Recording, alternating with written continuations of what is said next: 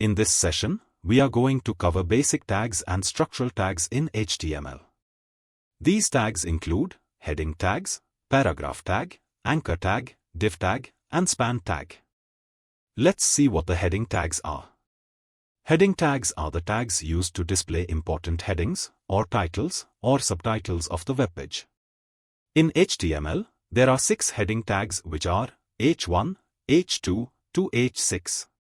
H1 is used for most important heading, H2 for next most important heading, and likewise, H6 for least important heading. In this website, you can see this H1 tag. And these are the H2 tags. Let's see another example. Here you can see this heading, it's an H1 tag. This is an H2 tag. Likewise, we can use these heading tags to identify and highlight most important parts of the webpage. Now, let's try it in our web page.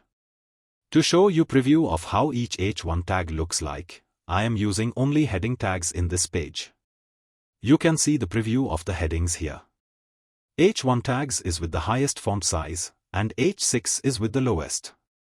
All headings are shown in bold font style. We can customize these headings like this, using CSS, which is cascading style sheets that we are going to learn later separately.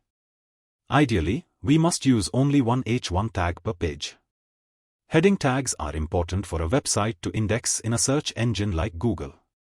This is how it displays the heading tags in the search engine. Now let us move to the paragraph tag.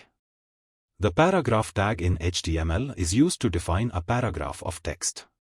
It helps organize content into separate blocks, making it easier to read. In this example, we can see the paragraph tag is placed inside the body tag.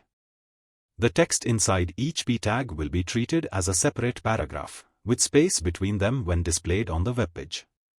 Each paragraph will appear as a block of text, separated by default margins, providing a clean and organized presentation. Browsers automatically add margin before and after the p tag, which helps visually separate paragraphs from each other. If you want to check the default margin provided by the browser, click F12 on your keyboard. Click on this and then hover over the content. Here, the content is highlighted in blue color and the margins are highlighted in orange color. Let us see how we can add hyperlinks in your webpage. The A tag in HTML is known as the anchor tag, and it's used to create hyperlinks, which allow users to navigate from one webpage to another, or different sections within the same page. The href attribute defines the destination of the link. The text written inside the A tag forms clickable link which leads to the destination URL specified in href attribute. In this example, the destination URL given in href attribute is this URL, and the text, visit google.com, will be displayed as a clickable link on the output page. By clicking this, it will take the user to the destination URL. Instead of using a full link, like this, if we want to navigate within the same website, we can use relative path of the pages, like this. Since there is no URL to redirect to, and the page doesn't exist on our website, this result is shown. We can use same A tag to open a default email application of the user which creates new email window, using this option. This link opens new mail window with email address pointing to the destination mail address. Similarly, we can open a phone dialer of the user with phone number added to the code, using this option. For example, when accessing this website on a mobile device, clicking on this icon prompts the dialer to appear. Now you can see the phone number is displayed in the dialer. To open a link in a new tab, we use this target attribute in the anchor tag. For example, when we click on a link with this target attribute, it will open the link in a new tab. Now let's see what the div tag and span tag is. Div tag is a tag commonly used to create separate sections in the web page. It is used to group and style HTML elements. In this example, you can see that the div tag groups the heading and the paragraph together.